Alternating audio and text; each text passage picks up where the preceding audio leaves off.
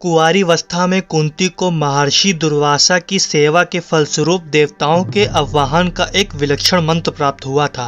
मंत्र शक्ति के परीक्षण के लिए कुंती ने सूर्यदेव का आह्वान किया, जिससे कुंवारीवस्था में कुंती को एक दिव्य बालक की उत्पत्ति हुई। परंतु लोकापवाद के भय से जन्म से ही कवच कुंडलधारी इस यशस्वी बालक को काष्ठ पेटिका में सुरक्षित करके कुंती ने गंगा में प्रवाहित कर दिया। वह पेटिका अधिरक्ष नाम के सूत और उसकी पत्नी राधा को मिली। पेटिका में सुंदर बालक को देखकर सूत दंपत्ति को विशेष प्रसन्नता हुई और उन्होंने उस बालक को पाल पोसकर बड़ा किया। उसका नाम कर्ण रखा। इसीलिए ही कर्ण को सूत पुत्र, राधेय आदि और भी नामों से जाना जाता है। आगे चलकर कर्ण अर्जुन के समान ही महान धनुर्धर हुए, पर कर्ण अर्जुन को अपना प्रतिद्वंदी मानते थे, क्योंकि अर्जुन और कर्ण में काफी समानताएं थीं और दोनों एक दूसरे से जलते भी थे।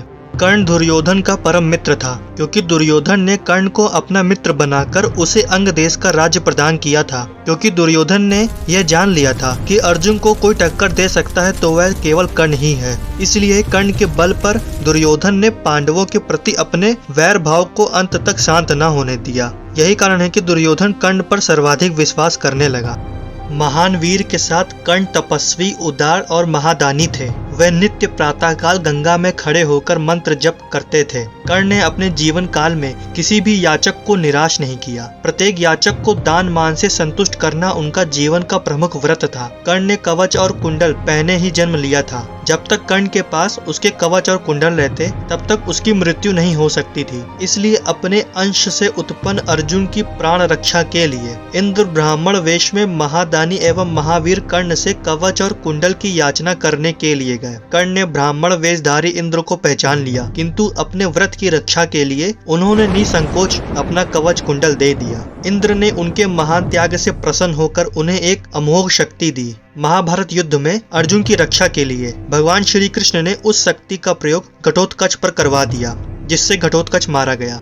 कर्ण महान कृतज्ञ तथा महाभारत के अद्भुत वीर थे। दुर्योधन को किसी भी अवस्था में न छोड़ना उनके मित्र धर्म पालन तथा कृतज्ञता का अनुपम उदाहरण है। संधि दूत का कार्य करके लौटते समय भगवान श्री कृष्ण ने उन्हें अपने रथ पर बैठाकर बताया कि वे सूत पुत्र नहीं अपितु कुंती पुत्र हैं। यदि वे दुर्योधन का साथ छोड़कर पांडव पक्ष में आ जाएं, तो राज्य के उत्तराधिकारी वही होंगे, क्योंकि वे पांडवों में सबसे बड़े हैं। इस पर कर्ण ने कहा, माधव, पांडव पक्ष में आप हैं, अतः अंतिम विजय पांडवों की ही होगी। किंतु दुर्योधन ने मुझे मित्र का सम्मान दिया है, इसलिए मैं उसे कदापि नहीं छोड़ सकता।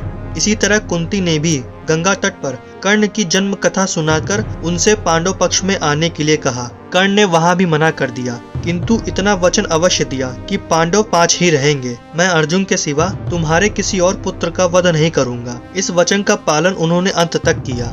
आगे महाभारत के युद्ध में कर्ण ने 2 दिन तक कौरव पक्ष का सेनापति रहकर अद्भुत पराक्रम दिखाया। अंत में ब्राह्मण के श्राप से उनके रथ का पहिया भूमि में धंस गया, जिसे निकालने के लिए कर्ण भूमि पर उतरे। उसी समय श्री कृष्ण की प्रेरणा से अर्जुन ने उनका वध कर दिया। भले ही कर्ण महादानी और अद्भुत वीर के रूप में अपनी अमर कीर्ति छोड़ गए, किंतु अधर्म की राह पर चलने के कारण वह मृत्यु को प्राप्त हुए।